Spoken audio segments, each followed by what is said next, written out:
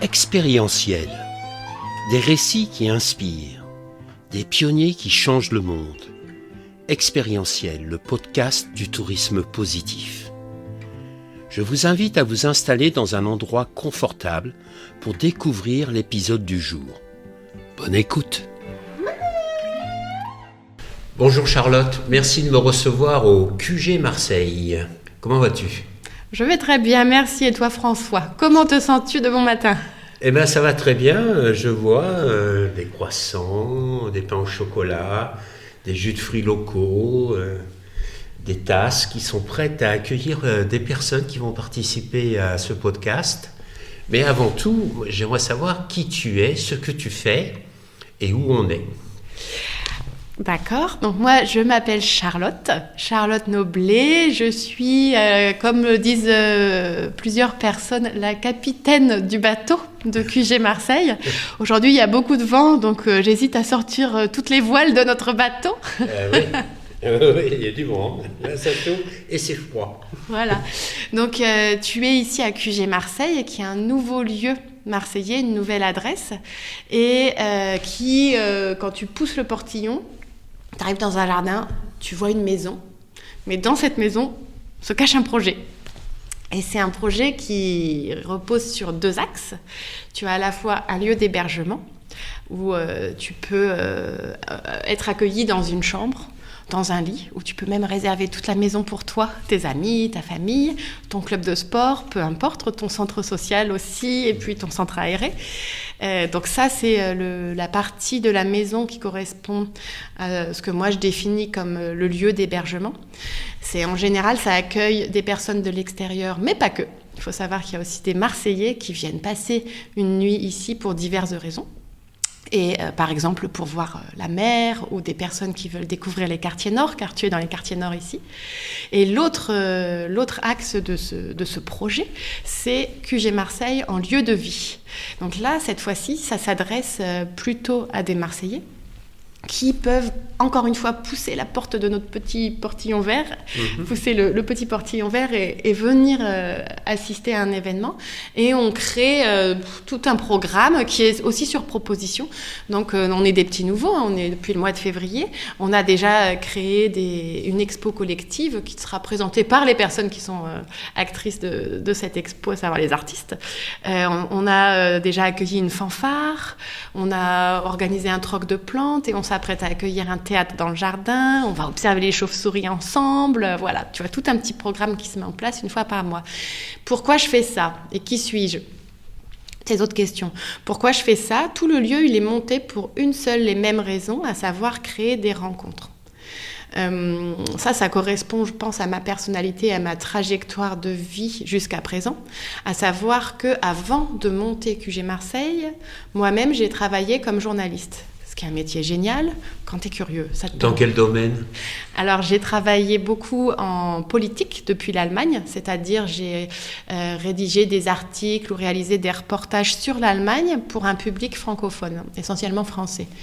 Et ça t'explique ce qui se passe en Allemagne, donc c'est le travail de correspondant qui repose sur les regards croisés. Et puis, j'habitais à Berlin. Donc doucement, je me suis aussi intégrée dans les rédactions germanophones et allemandes et j'ai travaillé pour eux. Je suis beaucoup partie en Afrique, dans 3 zones essentiellement. Dans la zone de la région des Grands Lacs, ça correspond au Burundi, au Rwanda, et dans une autre zone qui correspond à l'Afrique de l'Ouest, avec des pays que je connais beaucoup plus que d'autres, à savoir le Burkina Faso et le Togo. Je suis aussi allée au Cameroun et dans d'autres pays, mais voilà.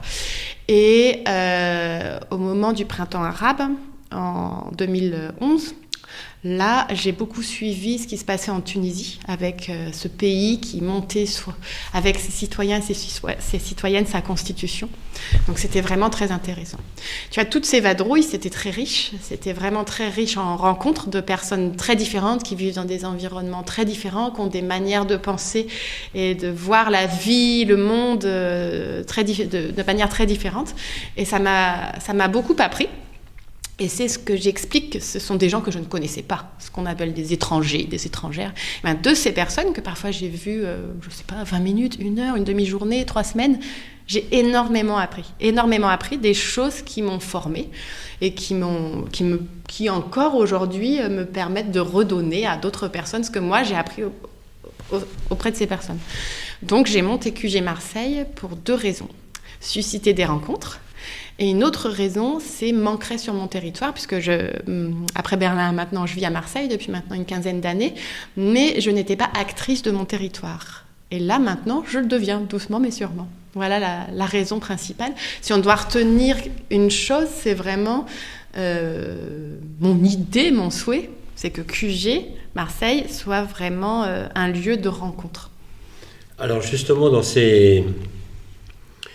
les critères qui sont indiqués sur le QG Marseille, il y a 3 mots qui sont extrêmement importants: curiosité, convivialité et sérénité. Qu'est-ce que tu mets derrière ces mots et comment tu leur donnes vie ici dans ce lieu? C'est la création d'une nouvelle république. Donc il y a quand même derrière une position politique, mais au sens noble du terme. Non, je plaisante, il y a beaucoup d'humour. C'est la devise de QG Marseille, mais les 3 mots, la convivialité, la curiosité et la sérénité, c'est les choses que j'espère on peut trouver ici.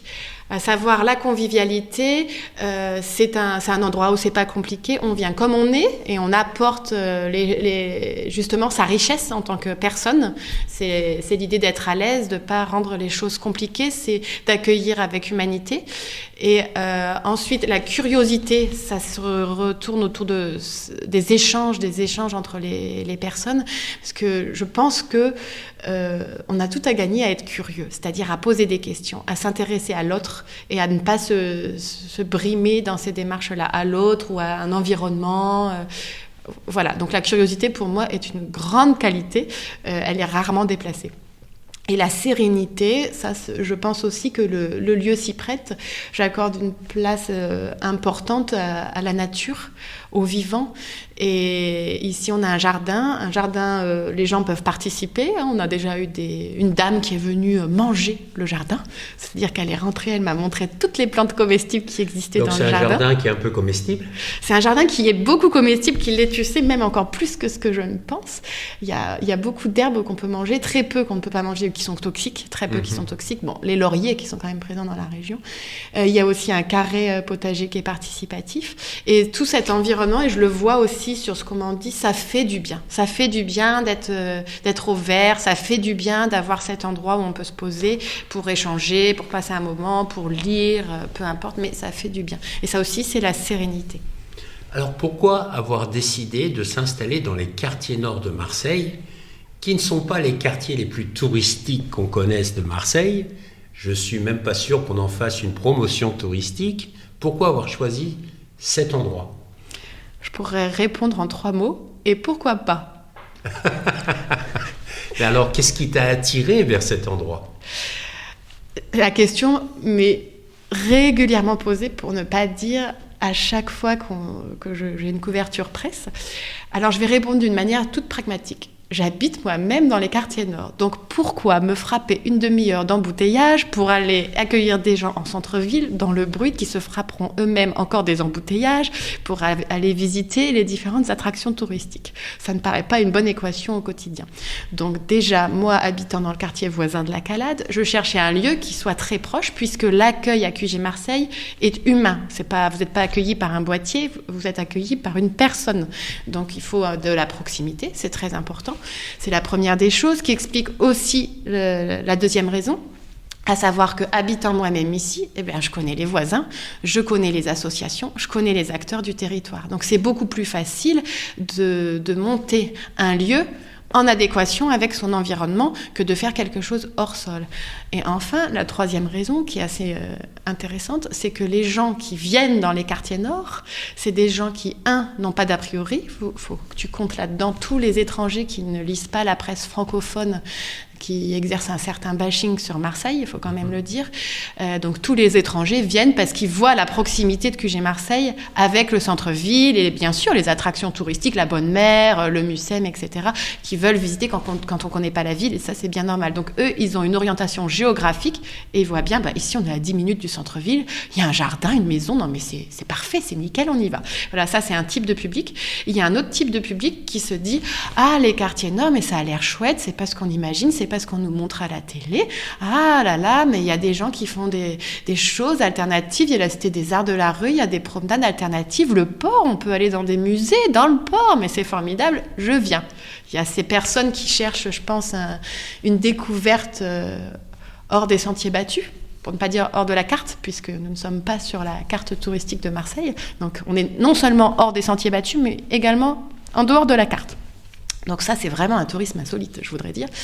Et le dernier type de personnes, c'est des personnes qui viennent ici, qui sont curieuses, qui ont quand même des a priori, qui ont pris sur elles-mêmes pour venir dans les quartiers nord et qui me disent « ça va, c'est pas dangereux hein, quand même, pour la voiture c'est ok, c'est bon, ça... » Je dis « mais oui, c'est bon, hein, je vais vous passer des gilets pare-balles et puis c'est bon, vous inquiétez pas. » Donc il y a aussi des personnes qui ont besoin d'être rassurées et je le comprends.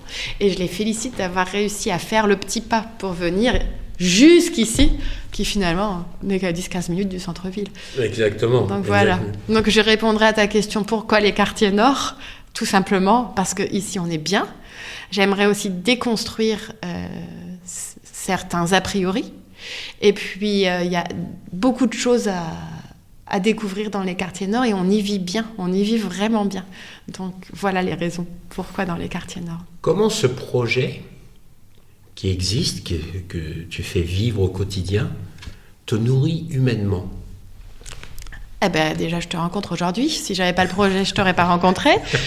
Tu vas voir les différences. C'est gentil, c'est sympa. Je suis flatté.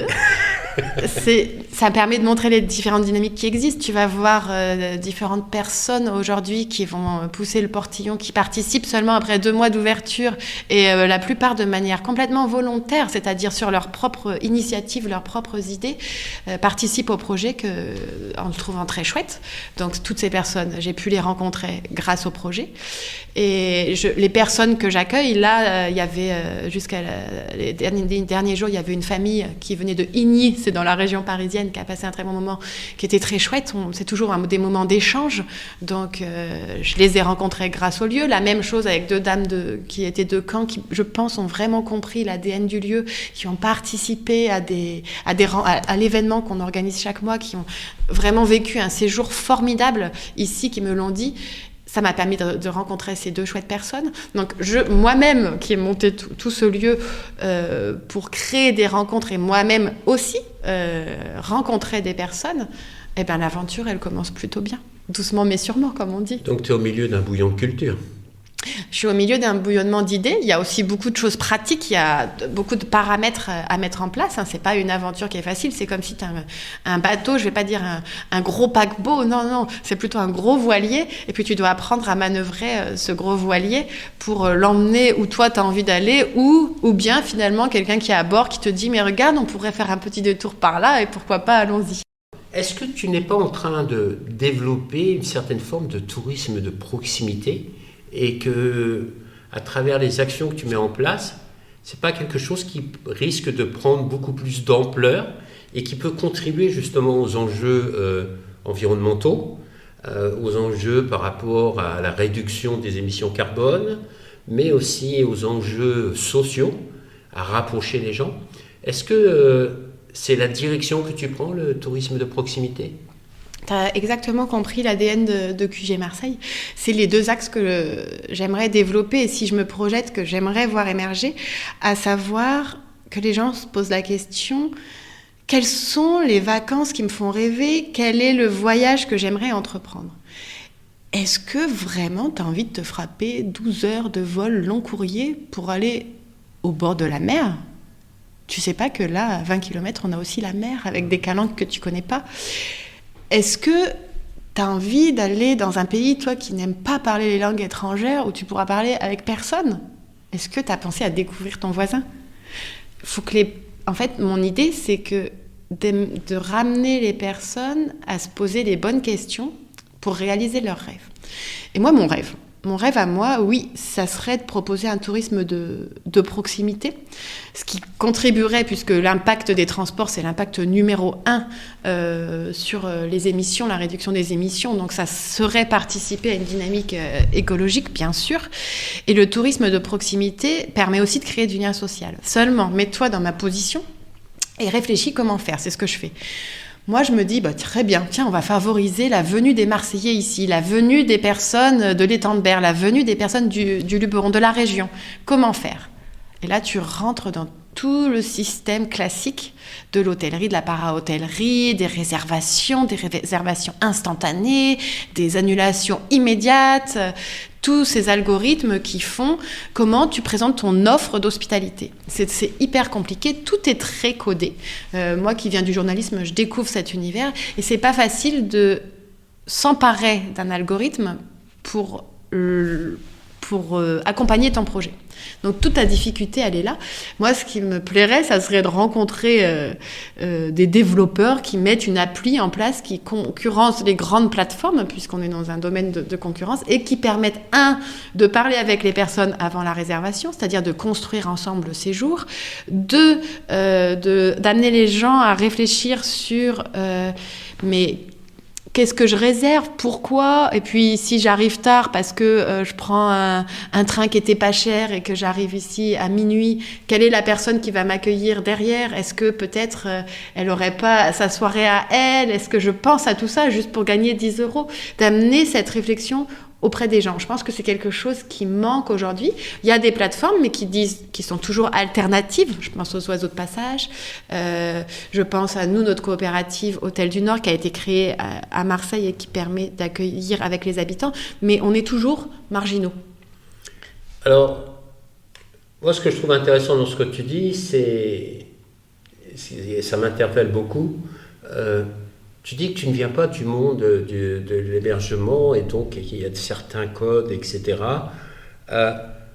Moi, ma question, c'est est-ce que justement ce n'est pas une force et un avantage pour toi pour proposer quelque chose de différent parce que tu n'es pas enfermé par ces codes traditionnels, ces schémas traditionnels de l'hébergement pour créer quelque chose qui soit unique, qui offre... qui a une identité vraiment atypique et qui attire encore plus les voyageurs potentiels parce que on parle de tourisme de proximité, mais est-ce qu'on ne pourrait pas parler de voyage de proximité qui a une connotation peut-être beaucoup plus inspirante, beaucoup plus humaine, partir à un voyage pour venir te voir, j'ai fait un voyage, je suis parti de chez moi, j'ai conduit pendant 1 heure et me voilà, et là je suis dans un autre univers et je découvre un autre environnement. Ça marche déjà très bien. Et encore une fois, on le voit pourquoi. Ça marche très bien avec le bouche à oreille. Le bouche à oreille, c'est quoi ? C'est des personnes qui parlent de leurs expériences, qui partagent leurs expériences, donc qui ne sont pas forcément ce que moi je propose. Moi, je propose un univers. Toi, tu viens, tu vis quelque chose que tu t'appropries.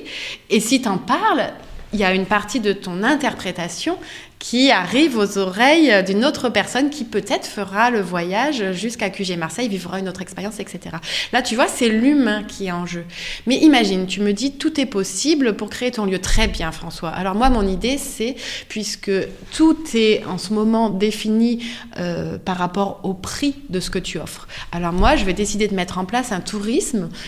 Tu vas payer ta chambre ou ton lit ou la réservation de tout QG Marseille, si tu veux, selon le nombre de kilomètres que tu auras effectué pour venir ici. Voilà. Donc, si tu es proche, ça sera beaucoup plus accessible pour toi puisque je soutiendrai le tourisme de proximité. Si tu viens de très loin, ça sera beaucoup plus onéreux pour toi.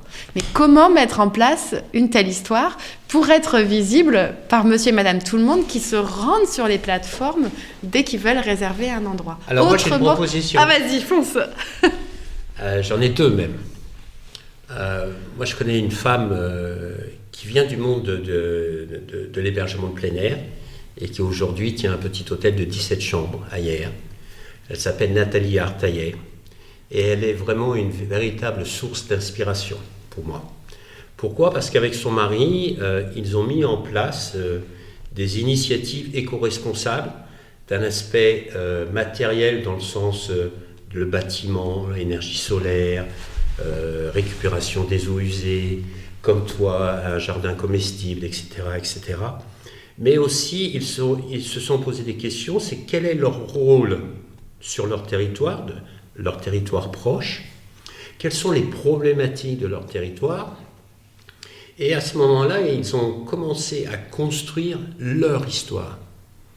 Et cette histoire, elle est partie de quoi? Déjà, définir quelle est la raison d'être du projet. La raison d'être profonde, en fonction de soi, mais aussi de ses bénéficiaires. Donc c'est répondre à la fameuse question « Pourquoi je fais ce que je fais ?» vis-à-vis de mes bénéficiaires. Mais l'autre aspect aussi, c'est qu'en travaillant sur cette raison d'être, ça leur a permis de répondre à des questions fortes. Pourquoi les gens viennent chez moi? D'où viennent-ils?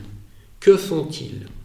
Et là, ils se sont rendus compte que déjà 50% de leurs voyageurs venaient pour aller sur l'île Porquerolles. Donc ils se sont posé les questions, quelles sont les problématiques de l'île Porquerolles?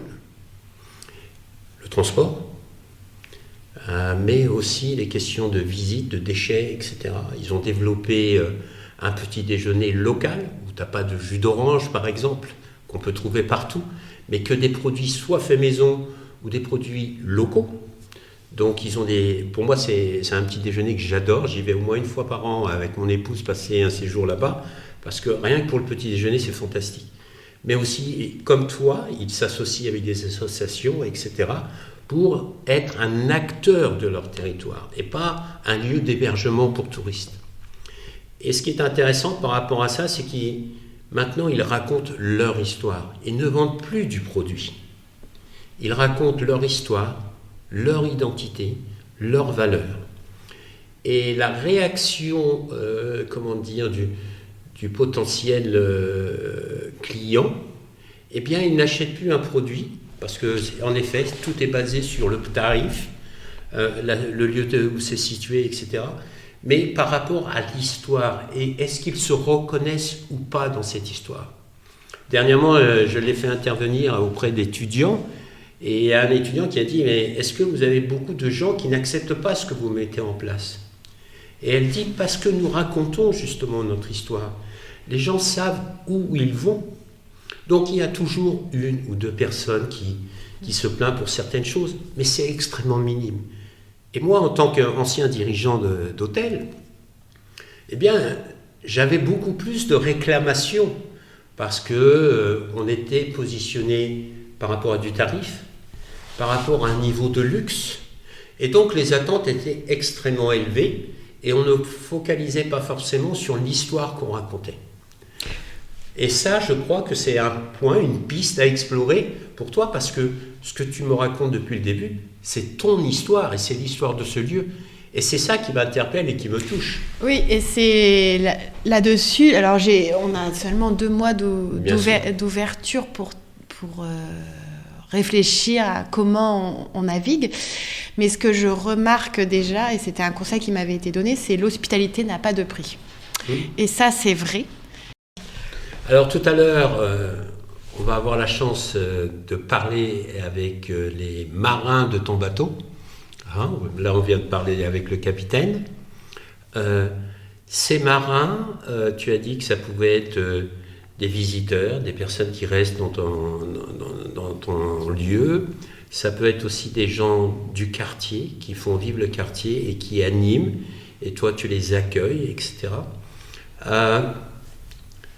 De toute cette richesse humaine que tu concotes avec eux, dans 5 ans, tu t'imagines que ça pourrait donner naissance à quoi?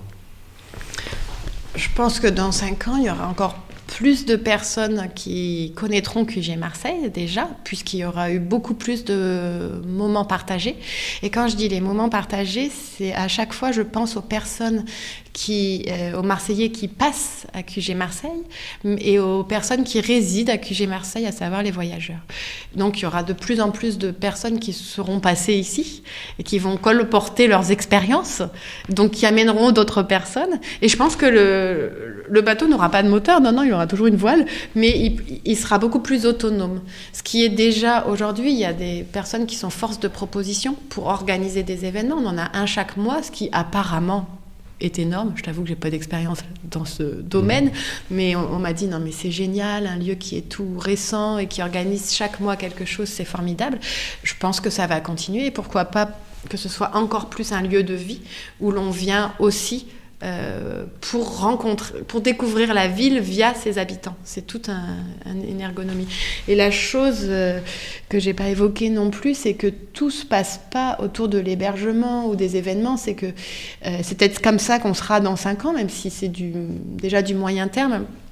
J'aimerais l'ouvrir en lieu où on peut, par exemple, venir travailler au jardin, en ouvrant ce qui est communément appelé un espace de coworking, mais je trouve ça assez codé.